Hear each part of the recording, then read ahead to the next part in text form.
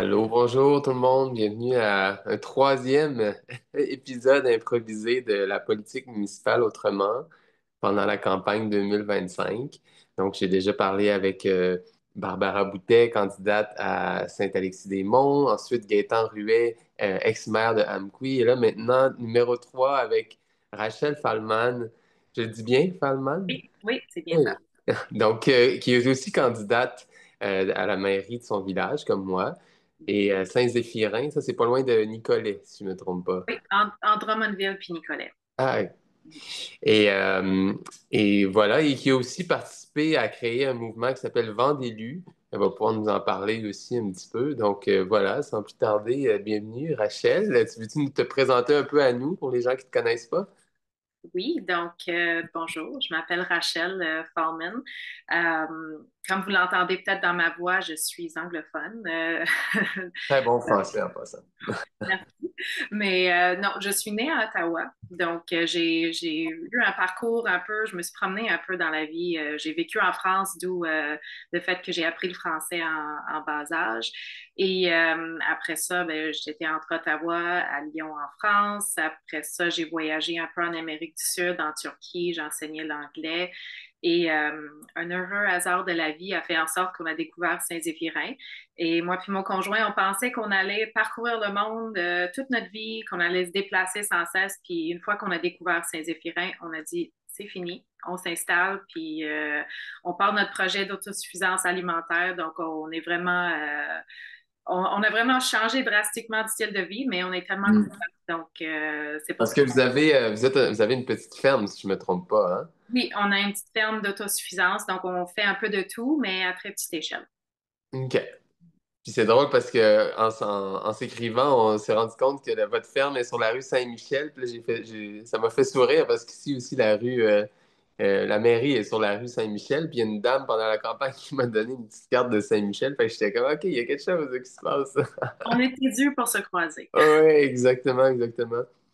Puis, ben, dans le fond, ma première question pour toi, pour ouvrir la discussion, c'est un peu comment ça se passe ta campagne à date à Saint-Zéphirin? Puis, si tu veux juste nous faire un petit topo aussi, comme, à quoi ça ressemble ce village-là, combien d'habitants, puis la superficie un peu, puis le type d'économie qui se passe là, la culture. Oui, donc bon, Saint-Zéphirin, c'est un village rural agricole. On a autour de 720 habitants et 71 kilomètres carrés. Donc, on n'est pas très, très grand, mais on est majoritairement agricole. Donc, c'est vraiment, on est entouré de belles terres agricoles ici. La campagne électorale, ça va super bien. Il y a vraiment un engouement que je ressens de la population pour quelque chose de nouveau, d'essayer des nouvelles idées au conseil. Mhm. Donc, c'est très positif. L'accueil est vraiment très positif. Puis moi, j'aime vraiment ça, le porte-à-porte. C'est vraiment une très belle opportunité d'aller rencontrer tout le monde. Ça, on n'a pas toujours un beau prétexte pour aller cogner à toute porte de Nice. la municipalité. Puis c'est vraiment un beau cadeau d'avoir ces échanges-là avec les citoyens. Puis après ça, quand on est élu, parce que moi, en 2021, j'ai fait le même exercice, mais pour devenir conseillère municipale. Et après, je sentais vraiment d'aplomb pour aller s'attaquer à certains dossiers parce que j'avais vraiment le pouls de la population. J'avais cogné chez tout le monde. Donc, ça se Mhm. aujourd'hui, mais à la mairie. Hmm. Et qu'est-ce que, par exemple, là, tu dis que tu as 4 ans d'expérience comme conseillère, tu sais, puis qu'est-ce que tu vas chercher de plus, par exemple? Pourquoi tu n'es pas juste restée conseillère? Mhm. Ben, en fait, c'est parce que ben, il y a déjà une différence de vision de comment devrait se dérouler un conseil municipal entre moi et le maire sortant. Donc, moi, je ressentais le besoin d'aller plus loin et je savais que quand tu es maire ou mairesse, ben, t'as quand même, tu es en position d'influencer la façon dont Mhm. les choses vont se dérouler. Et donc, je ressentais d'autant plus qu'il y avait vraiment un désir de la population d'aller vers ce que je prônais en tant que transparence, une meilleure communication avec la population, puis aussi entre les élus. Donc, c'est pour ça que je me suis dit, bon, on est arrivé à la fin d'un premier mandat, l'opportunité Ouais. était là, donc je me suis lancée. Ouais. Tu as nommé le mot influence, puis moi, le mot que je nomme tout le temps quand les gens ils me disent, parce que moi, je me présente en ce moment, j'ai pas passé par le poste de conseiller, tu sais. Puis je trouve qu'à la fois, il y a certaines personnes qui peuvent dire que c'est une faiblesse, mais moi, je vois aussi comment ça peut être une force d'arriver avec des yeux frais sur une Mhm. situation, tu sais. Les bouddhistes, ils appellent ça le beginner's mind, là, tu sais, là, mais vraiment, tu sais, comme l'émerveillement aussi, tu sais, de voir qu'est-ce qui est possible, des fois, dans un système qui peut facilement nous contraindre, tu sais. Puis le mot qui me vient souvent, c'est que moi, je dis, je vais chercher une position de leadership dans la communauté, tu sais. Donc, toi, tu appelais ça de l'influence, mais tu sais, de pouvoir, justement, tu sais, comme être le visage, si on veut, le porte-parole. Les gens, ils me disent souvent ça au porte-à-porte, là, la mairie, c'est le PR, dans le fond, tu sais. Fait que ça prend quelqu'un qui a de l'entre-gens, ce que tu sembles avoir beaucoup. Puis là, tu as parlé du porte-à-porte. Je suis curieux de t'entendre aussi la réalité entre le monde virtuel et le porte-à-porte, par exemple. Est-ce que tu mènes aussi campagne, par exemple, sur les réseaux sociaux? Oui, donc j'ai quand même, tu sais, j'ai sorti des vidéos pour expliquer mes points de vue. Et ben, ce qui est intéressant, c'est peut-être propre au petit village, mais c'est pas tout le monde qui va oser aimer une publication sur les réseaux sociaux. Mais quand Mhm. tu vas cogner chez quelqu'un, ils disent, ah, j'ai vu ta vidéo, j'ai vraiment aimé tes publications, puis je les lis depuis un moment, mais je pourrais pas les aimer pour X, Y, Z raison, puis c'est correct. Moi, ce que je veux, moi, je suis juste contente de savoir que le message se rend, que les gens Ouais, les voient. C'est sûr qu'il y a on dirait que les gens qui sont pas du village, ben, ils osent plus aimer les publications parce que ça les engage pas. Puis on n'est pas habitué encore à avoir des débats vraiment publics. Euh, ouais. Le donc, débat sain, on pourrait dire aussi. aussi public et sain. C'est vrai que Ouais. c'est important de souligner les deux aspects.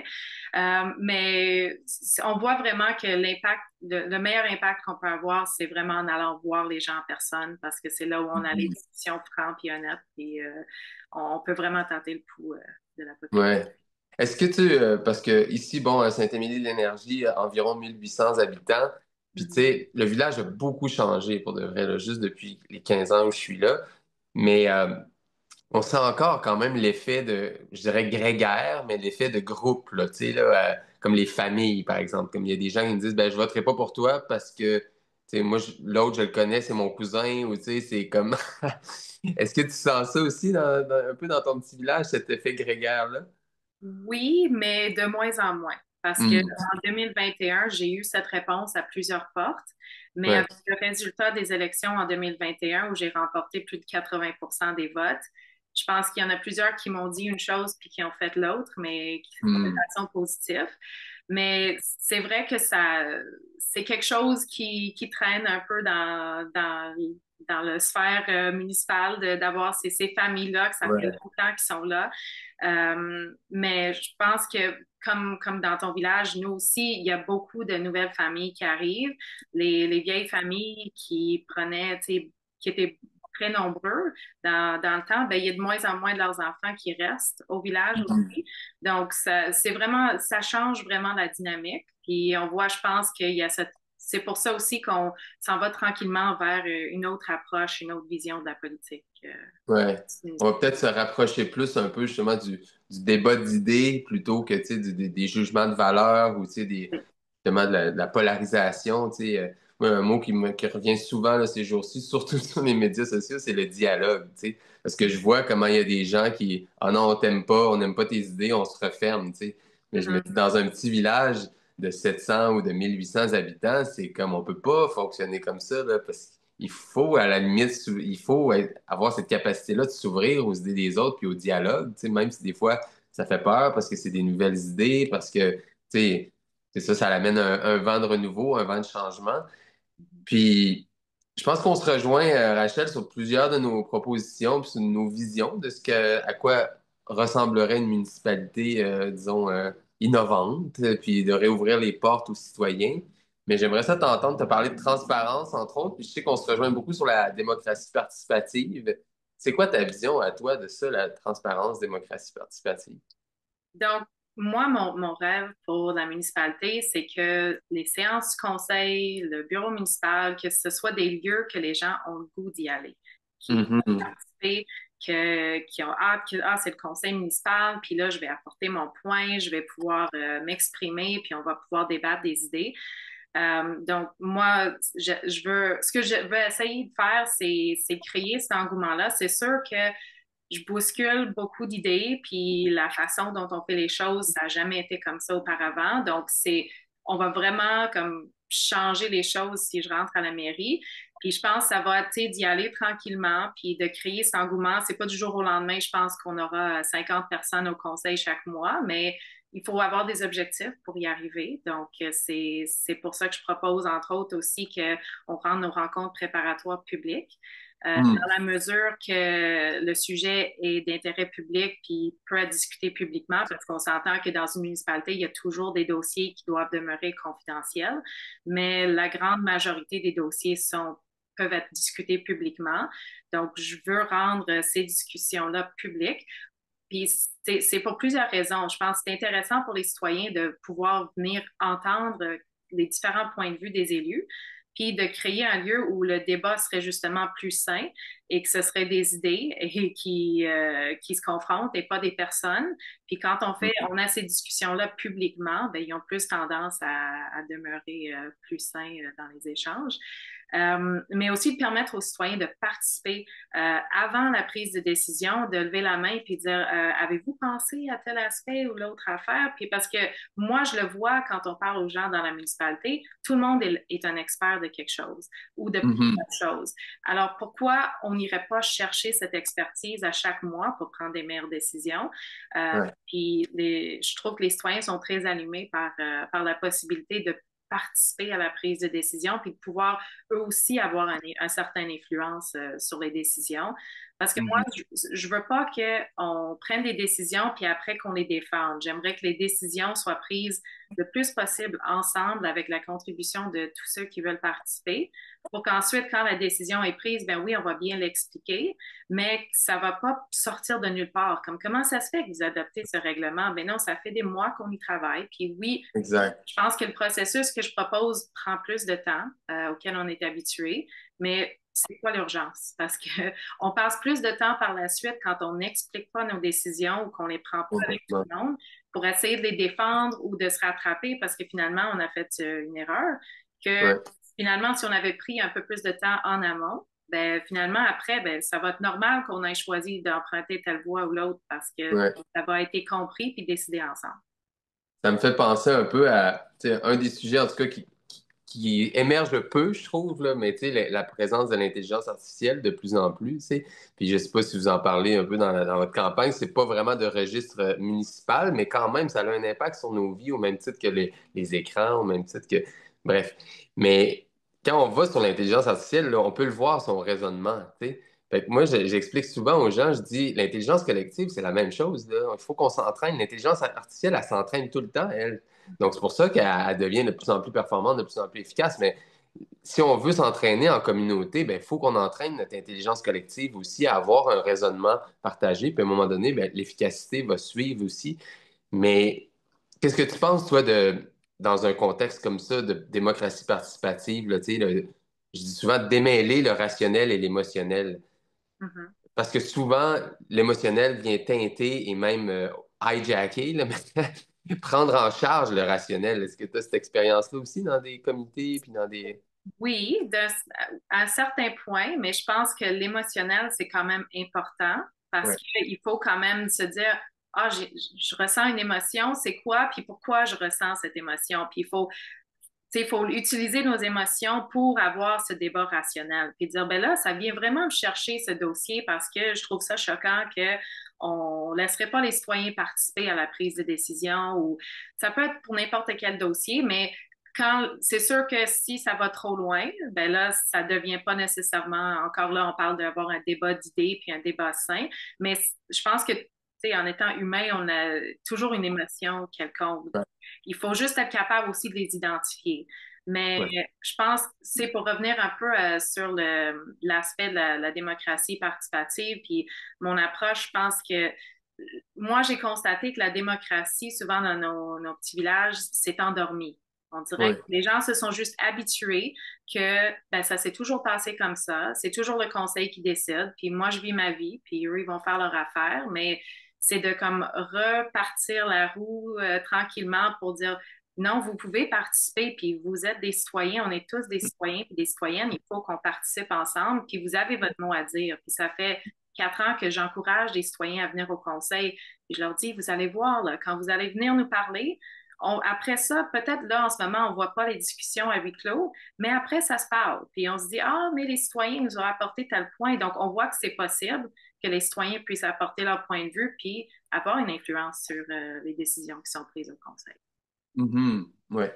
Puis, une de ces influences-là que les citoyens peuvent avoir, ben, il y a plusieurs manières, là, entre autres, il y a des manières plus informelles, tu sais, comme justement là, bouche à oreille, ou tu sais, des conversations de parvis d'église, quelque chose comme ça a de l'influence ou de réseaux sociaux maintenant. Mais il y a aussi des manières beaucoup plus concrètes, comme, puis ça, je sais que tu l'as mentionné dans une de tes publications, mais des comités citoyens. Tu parlais en environnement, tu parlais de la famille, tu parlais de la jeunesse, si je ne me trompe pas.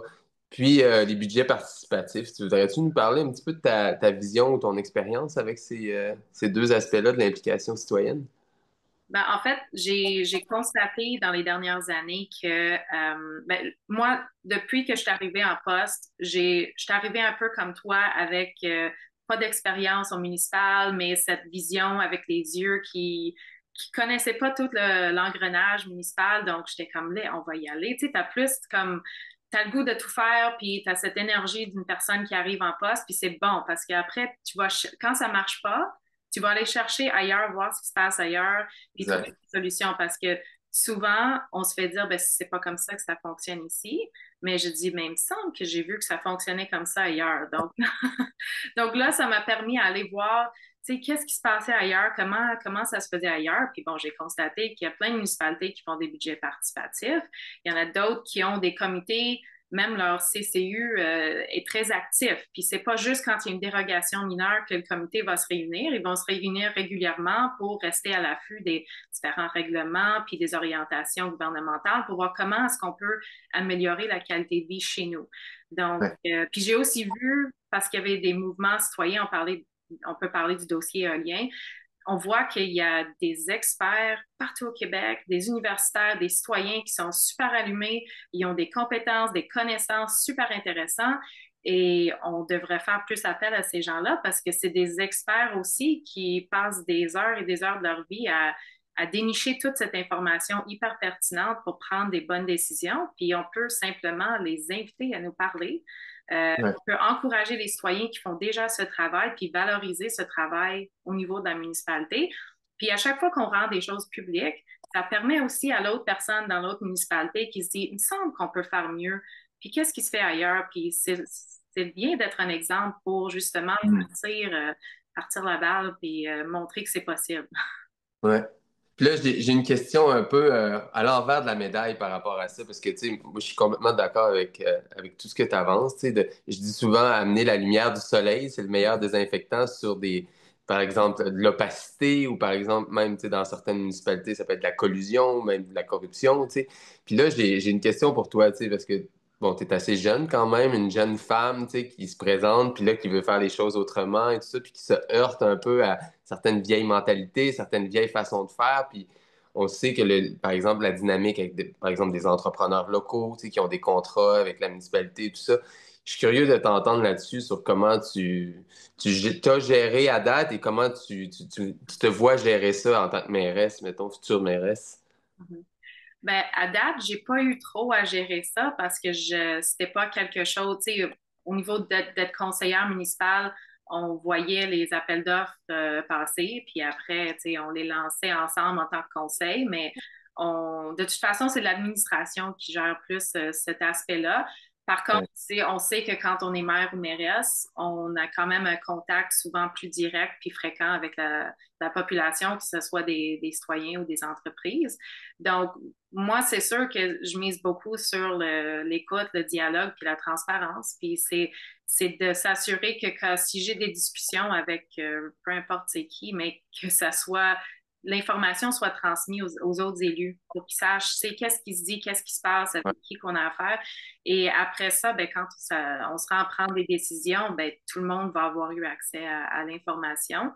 Mais ouais, de demeurer disponible aussi, parce que des fois, on dirait que quand on arrive avec une idée qui est complètement différente de ce à quoi on est habitué. Il y a comme une certaine crainte de dire qu'est-ce qu'elle va faire, qu'est-ce qu'elle va dire, mais je Ouais. pense que plus qu'il y a ce contact humain et que les gens ils discutent avec moi, ils comprennent que on peut se parler, puis on peut s'entendre sur des choses, puis s'il y a des Mm. décisions à prendre, ben, c'est le conseil qui va les prendre avec la population, puis on va s'assurer que ça se fasse de la meilleure façon possible, mais ce ne sera pas derrière des portes closes, juste deux personnes qui se serrent la main, puis c'est fini sans que personne ne le sache. Donc, c'est sûr que ça va peut-être être des habitudes à changer pour certains, mais je pense que ça va être le même processus pour tout le monde, puis tout le monde va avoir le même accès. Donc, ça change, ça va probablement changer les choses, mais moi, je demeure convaincue toujours que ça va être positif.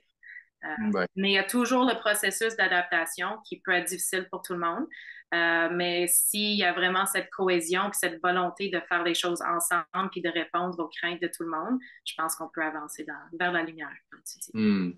Parce que je me questionne vraiment personnellement à savoir, tu sais, au Québec, on aime ça mettre des choses dans les boîtes, là, tu sais, là. Puis là, cette séparation-là entre l'administration puis les élus, puis toute Mhm. la ligne entre, on va dire, le formel puis l'informel aussi, particulièrement dans les petits villages, on le sait, là, parce que avant, ça fonctionnait comme ça parce que c'était des familles, parce que c'était des gens qui se connaissent, qui soupent ensemble, tu sais, qui sont cousins, etc., tu sais. Donc, je pense qu'il y a encore cette culture-là qui est là. Et je pense pas non plus que de basculer, tu sais, du côté du système des appels d'offres, mais je pense qu'il peut y avoir des failles, on l'a vu, tu sais, avec la commission Charbonneau, etc. Tu sais, mais il peut y avoir de la collusion, corruption, même si on met les meilleurs systèmes avec les meilleures intentions du monde aussi, tu sais. Donc, de naviguer ce plan-là entre le formel et l'informel, pour moi, c'est vraiment, c'est fascinant, puis en même temps, je pense que ça revient à la question du leadership. Tu sais. Si on a des leaders comme toi, qui sont dans la transparence, qui portent cette intention-là, tu sais, qui portent cette intention d'ouverture, de transparence, on peut avoir des leaders forts dans la communauté, mais je veux dire, qui vont avoir le bien commun à l'esprit. Tu sais, même si tu sais, on serre des mains, même si on essaye de. Parce que veut pas, il y a ce jeu-là à faire. Là. Tu sais, moi, si je veux construire un toit sur la patinoire ici, c'est sûr que je vais aller voir des gens qui ont de l'argent, tu sais, puis leur demander, voulez-vous être dans le projet, voulez-vous. Mais je pense que là, c'est quand, comme tu dis, quand ça se fait derrière des portes de close, quand ça se fait avec des enveloppes ou quoi que ce soit, c'est là que ça devient un terrain glissant, tu sais. Puis, donc, de trouver cette justesse-là, tu sais, puis il y a quelque chose quasiment de l'ordre de l'éthique, de la moralité là-dedans, d'avoir des leaders qui suivent. Toi, es-tu guidé par des principes, par exemple, moraux, éthiques, dans ton rôle public? Ben, je ne sais pas si je fais référence comme au code d'éthique ou déontologie ou c'est sûr que tous les élus doivent prêter serment puis doivent aussi adopter un code d'éthique puis déontologie. Mais après ça, il y a toujours des zones grises. Puis c'est surtout ça qui se passe avec l'administration puis le politique. Donc, mais là, je le vois aussi dans d'autres municipalités. C'est toujours, on dirait que ça fonctionne bien quand il y a une communication ouverte. Parce que tu veux pas partir où tu as l'impression de faire de l'ingérence, est-ce que l'autre fait de l'ingérence, puis là, il y a une méfiance qui se crée, puis ça marche plus. Mais après, Mhm. j'ai vu dans d'autres municipalités où des choses qui seraient peut-être considérées comme de l'ingérence, finalement, ne le sont pas parce qu'ils se font dans la transparence, puis ça devient Mhm. un travail d'équipe. Parce que on s'entend aussi que dans les petites municipalités, les règlements, des fois, sont tellement sévères que on peut pas Ouais. fonctionner parce qu'on a tellement peu de fonctionnaires, d'employés. Ce serait bien qu'on s'entraide, mais il faut le faire de façon à ce que la communication reste ouverte pour que ça ne devienne pas ben, une chicane de toi, tu as enfreint ton rôle, puis finalement, on voulait juste s'entraider, mais c'est c'est là où le dialogue devient super important, puis le lien de Mhm. confiance entre Ouais. la direction générale puis les élus. Donc, c'est sûr qu'à chaque fois qu'il y a une élection, qu'il y a des nouvelles personnes qui arrivent en poste, on repart, ben, on essaye de repartir à zéro, mais c'est vrai que les vieilles habitudes peuvent traîner un peu. Mais je pense que c'est d'avoir une vision claire de où tu veux aller, puis aussi d'être prêt à t'adapter en fonction de la réalité, parce qu'il y a toujours des surprises. Donc, Ouais. ouais, mais moi, je suis vraiment guidée par l'expérience d'autres élus. Donc, moi, j'ai Mhm. vraiment été chercher dans les dernières années des mentors comme Gaétan Ruet, avec Ouais. J'aimerais ça que tu me parles un peu de votre lien aussi. Je suis curieux de qui, comment ben, tu as rencontré Gaëtan. C'est les éoliennes qui ont fait Ben, en sorte que nos chemins se sont croisés. allons, peut-être, parce que là, je vois l'heure avancer aussi, puis c'est super intéressant, mais en même temps, je sais que tu es très occupé. Moi aussi, je vais retourner au porte-à-porte bientôt. Donc, mais peut-être en terminant, c'est un sujet que je voulais aborder avec toi, là, ce mouvement-là, Vent d'élu, comment c'est né, puis c'était quoi le besoin, puis c'est où que ça s'en va aussi. Tu veux-tu nous en parler un petit peu? Oui, donc ben, ici, dans la MRC de Nicolet-Yamaska, moi, j'ai eu connaissance qu'il y allait avoir peut-être un projet éolien en janvier 2023. Et en fait, si on revient aussi sur l'idée de se faire guider un peu par ses émotions, quand on m'a Mm. annoncé ça dans une rencontre à huis clos, j'ai dit, ben, c'est où qu'on va mettre des éoliennes dans notre municipalité puis dans notre MRC? Puis il dit, ah, sur les terres agricoles. Puis là, Mm. je dis, ça n'a pas de bon sens. Comme tout de suite, je dis, ben, si je compte ça, ça marche pas. Puis je dis, oh, je me suis peut-être prononcée trop vite, là, parce que, tu sais, des fois, tu veux, mais je dis, ça se peut pas qu'on mette ça sur des terres agricoles, là, puis bon, ça a comme, après, je me suis dit, je suis la seule qui pense comme ça. Puis là, j'ai vu, bon, l'UPA a commencé à en parler. Là, dans ma municipalité, je n'obtenais pas les réponses que je cherchais, puis je comprenais pas pourquoi un projet qui était supposé d'être pour le bien commun, puis pour le bien de tous, puis la transition énergétique, qu'on pouvait pas en parler ouvertement. Je trouvais ça très étrange. Donc, Ouais. là, j'ai monté tout de suite à la MRC, je suis allée leur poser des questions à la rencontre des maires. J'ai pas non plus été satisfaite de la réponse, donc je me suis mis vraiment à chercher, à fouiller sur Internet, puis j'ai trouvé que finalement, il y avait d'autres municipalités, d'autres MRC où il y avait souvent un ou deux élus qui se posaient la même question. Ouais. Là, rapidement, à chaque fois que je trouvais quelqu'un qui se posait une question, ben, je leur envoyais un courriel, je leur rappelais, puis je dis, est-ce que tu voudrais qu'on se mette ensemble pour réfléchir à tout ça, puis voir qu'est-ce qu'on peut faire pour s'assurer qu'on ne va pas détruire nos terres agricoles pour ça. Et de fil en aiguille, finalement, on était plusieurs élus, puis on a dit, on va aller chercher aussi l'expertise des anciens élus. Et de fil en aiguille, ben, le réseau m'a mené vers Gaétan Ruet, parce que lui, à Amqui, puis dans le Bas-Saint-Laurent, ben, c'est comme le berceau du Ouais. développement éolien au Québec. Et lui, il avait vraiment un point de vue complètement différent que ce qu'on entend dans les médias, puis ce qu'on voit comme la tendance générale, comme si c'était la manne pour les municipalités. Mm. Donc, après plusieurs rencontres, puis après avoir vu plusieurs situations pas mal préoccupantes au niveau de la démocratie municipale, on s'est réunis à plusieurs reprises, puis on a décidé de fonder un OBNL, puis on l'a nommé Vent d'élus, parce qu'en France, il y a un groupe qui s'appelle Vent des maires, et eux, ça Mm. fait des années qu'ils travaillent sur le même dossier, les mêmes problèmes démocratiques, et on a dit, bon, on a besoin de ça au Québec aussi, parce que Ouais. ça prend un contrepoids pour dire, oui, il y a des projets qui peuvent être intéressants, mais il faut les faire au bon endroit, pour les bonnes raisons, puis avec la population. On parle Ouais. beaucoup d'acceptabilité sociale, mais Ouais. nous, avant d'élu, vraiment, ce qu'on a remarqué, c'est qu'on pourrait éviter tous les problèmes qu'on a vécus depuis le début des éoliennes au Québec si on avait mené ces projets-là de façon démocratique. Puis au lieu de, on peut parler d'acceptabilité sociale, mais pour nous, ça prend du consentement de la population. Mm. Et pour ça, Exact. il y a des outils démocratiques, notamment, on peut faire un référendum, qu'il soit consultatif ou décisionnel, mais pour dire oui ou non. Est-ce que. Puis, en fait, on a vu, il y a quelques exemples au Québec où on a pris le temps d'avoir des discussions, des débats, et un gros projet est devenu finalement un plus petit projet qui était plus acceptable pour la communauté. Puis après, ça a passé au référendum. Donc, c'est possible, mais encore là, on voit, il y a l'empressement du gouvernement, des promoteurs d'Hydro-Québec. Donc, en tout cas, tout ça pour dire que c'est devenu comme un réseau de soutien pour les élus qui avaient une autre vision. Ouais.